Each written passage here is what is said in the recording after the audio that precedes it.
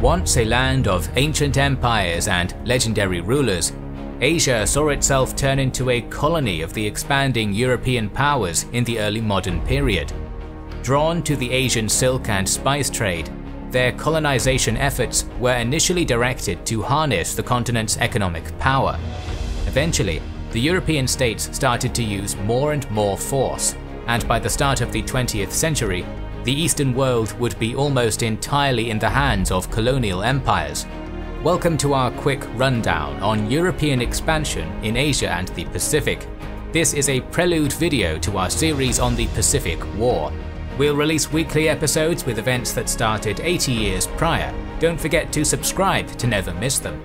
We're going to talk about events that happened 80 years ago in this series, but we are still in 2021, and in 2021, personal grooming and good hygiene are a must for a refined man, and the sponsor of this video, Manscaped, is here to help you with that. If you've watched our channel for a while, you'll know we're huge fans of Manscaped and their Performance Package Kit, which is the world's first all-in-one men's grooming kit that makes trimming the hedges efficient and easy.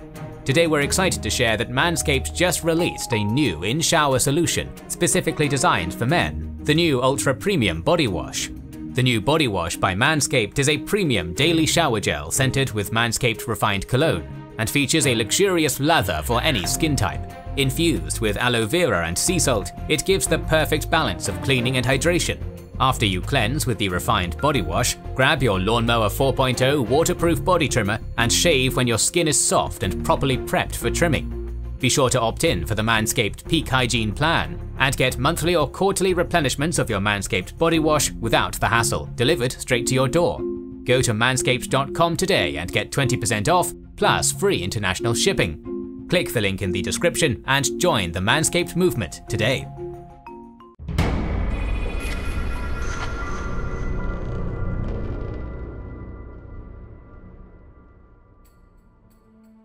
In 1492, the European discovery of the New World ushered a new age of maritime exploration. For the last century, Portuguese explorers had been already trying to bypass Muslim territories to trade directly with West Africa while also attempting to reach the Indies and its lucrative spice trade. The Portuguese sent an expedition into African waters, at last discovering that the Indian Ocean was accessible through the Cape of Good Hope. On May 20th, 1498, an expedition led by Vasco da Gama finally managed to reach India by sea. Thus, the Portuguese colonial empire was born.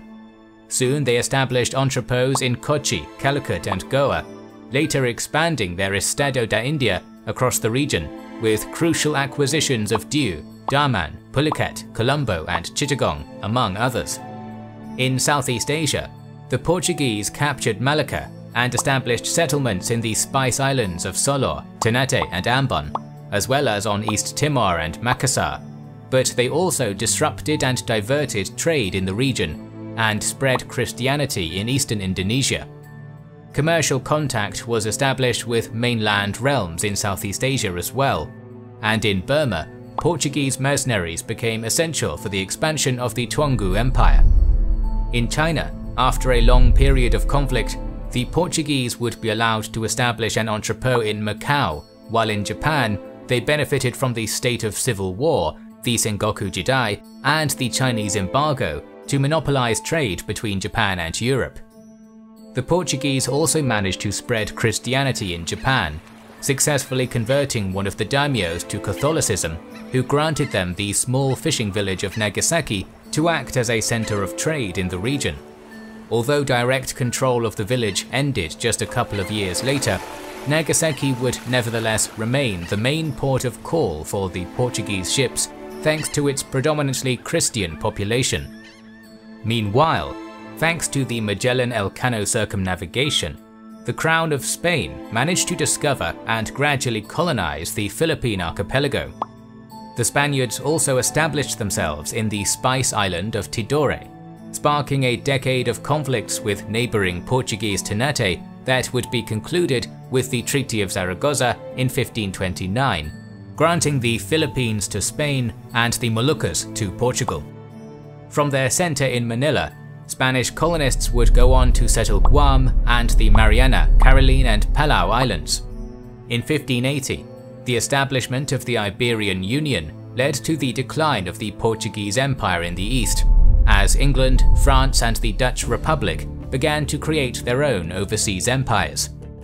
The Dutch would be the main culprits for the downfall of the Portuguese, successfully attacking their possessions in Asia and eventually taking control of Malacca, Ceylon, the Moluccas, the southern Malabar coast, and regions of Coromandel and Surat.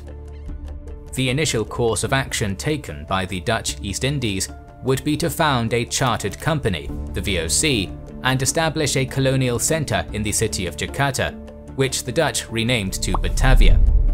From there, the Dutch would continue to assault the commercial interests of the Portuguese, slowly expanding their control over Southeast Asia, leaving only East Timor and Macau in the hands of the Portuguese. They would also colonize the southern tip of the island of Formosa, modern-day Taiwan, to use as headquarters for attacks against the Philippines. In response, the Spaniards established their own colony in the north of the island, although it was soon overtaken by the Dutch. The fate of Formosa would be finally decided when the Chinese warlord Kashinga invaded in 1661, managing to take full control of the island. Meanwhile in Japan, the Tokugawa shogunate started to show animosity towards the religious intentions of the Portuguese, leading to their expulsion in 1639 and the establishment of the Sakoku isolationist policy in Japan. Yet again, the Dutch benefited from this to establish a monopoly over Japanese trade, being the only European power to operate in Japan from the port of Deshima in Nagasaki. With the fall of the Portuguese hegemony over the east, the British and French empires would also start establishing their own chartered companies in the 17th century. Whereas the French arrived late and only established a few colonies in India, the British East India Company quickly set out to found trading posts in Sumatra, Bengal and India. From there, they established their control over Bengal, established their first colony in Malaysia with the acquisition of Penang Island, and managed to expel the Dutch from Ceylon. Once the British had established a foothold over this island, they soon warred against the Kingdom of Kandy and established a protectorate over the entirety of Ceylon and the neighbouring Maldives.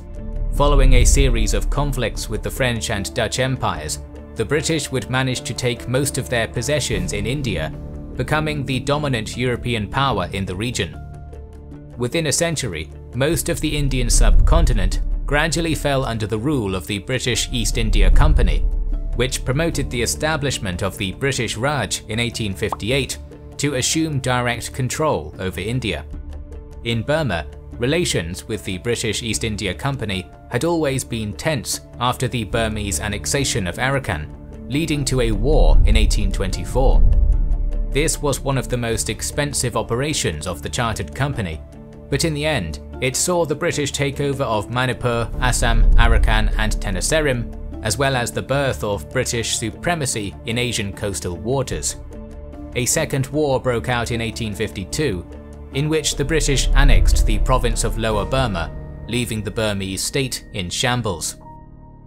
In the 19th century, the British also decided to take a more expansionist role in Malaysia, sponsoring a coup in the Sultanate of Johor and founding the colony of Singapore.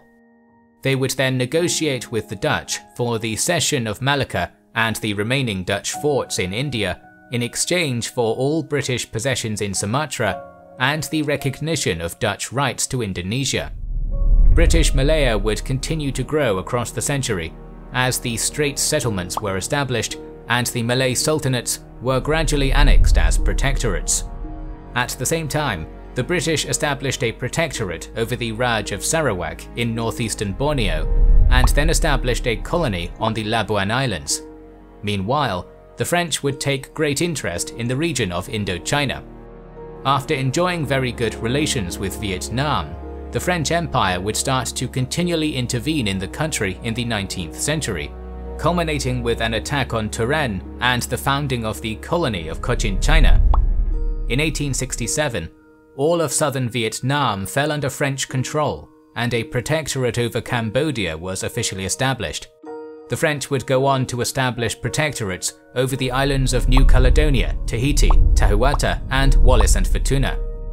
Initially, the Tahitians would offer strong resistance against the colonists, yet they would be subdued at last, and the French would go on to expand across modern-day French Polynesia.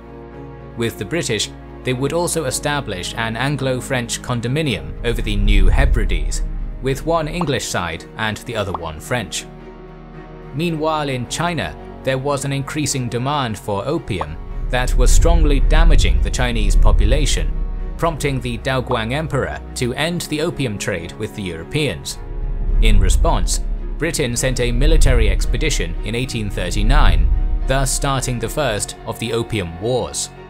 The Chinese would be defeated in a humiliating way, and as a consequence, they would have to open their foreign trade with Europe and to cede the island of Hong Kong to the British Empire. Furthermore, China was left in a state of social unrest, and it would need the help of French and British troops to quell the Taiping and Nian rebellions. In 1856, another incident over opium would renew war with the British Empire. Joined by the United States and the French and Russian empires, the British would win again, further opening commercial areas in China, legalizing the opium trade, and acquiring the Kowloon Peninsula next to Hong Kong. The Russian Empire, which over the last centuries had been expanding across Central Asia and Siberia, would also go on to annex the entire region of Outer Manchuria. In 1884, the French Empire would obtain control over northern Vietnam following their victory over China in another war, thus consolidating their colony in Indochina. But the success of the French also threatened the British population in the region, prompting them to declare war against the Burmese and annex the province of Upper Burma. This left the Kingdom of Siam entirely surrounded by European powers, and the Siamese would have to relinquish some territories on the frontiers to maintain their independence. Thus, the British received the Shan states and some possessions in Malaysia, while the French enlarged their Indo-Chinese colony with the addition of modern-day Laos. In the 19th century, the Dutch also started to gradually expand their East Indies across maritime Southeast Asia, and by 1920 they had acquired the modern-day borders of Indonesia. Meanwhile, the British expanded into Brunei and North Borneo, and managed to colonize Fiji, Christmas Island, Cocos Islands, the Pitcairn Islands, the Union Islands, the Southern Solomon Islands, and the Gilbert and Ellice Islands. By the 20th century, Great Britain also colonized the islands of Tonga and Niue, the Phoenix Islands, and the southeastern side of the island of New Guinea. Yet the crown jewel of their oceanic empire would be the colonies of Australia and New Zealand, from where the British controlled all their Pacific possessions. At the end of the century, the assassination of German missionaries in China would spark another conflict with European powers, culminating with a scramble for concessions in 1898 that awarded the Germans with a lease over the Jiazhou Bay and Tianjin, that granted the British a lease over Weihai Wei and the new territories of Hong Kong, and that gave a lease over Guangzhou Wan to the French. The recently established German Empire also colonized the northeastern part of New Guinea, the Bismarck Archipelago, the Northern Solomon Islands, Western Samoa, and Nauru. Finally, the entrance of the United States into the Pacific, the last main foreign player in the region, would coincide with the downfall of the Spanish Empire. In 1898, the same year that the US annexed Hawaii, American intervention in Cuba led to the ultimate conquest of the Philippines and Guam in the Pacific. Weakened from their defeat against the US, the Spaniards could no longer protect their Pacific possessions, including the Mariana, Caroline, and Palau Islands, so in 1889 they sold these territories to the German Empire for a significant sum of gold marks, ending the Spanish presence in the region. The start of the next century would also see an increasing American interest in the Pacific, with the colonization of Wake Island, the Midway Atoll, the Johnson Atoll, Eastern Samoa, and the Howland and Baker Islands, thus completing the colonization of Oceania. As you can see, Most of Southeast Asia and Oceania were left in the hands of Western powers by the turn of the 20th century. Our Prelude series, that will soon morph into the weekly coverage of the Pacific War, will continue next week as we observe how the Japanese turned from an isolationist state into a regional power in the East, laying the initial groundwork for the rise of the Japanese Empire. So make sure you are subscribed and have pressed the bell button to see the next video in the series. Please consider liking, commenting and sharing, it helps immensely. Our videos would be impossible without our kind patrons and YouTube channel members, whose ranks you can join via the links in the description to know our schedule, get early access to our videos, access our Discord and much more. This is the Kings and Generals channel, and we will catch you on the next one.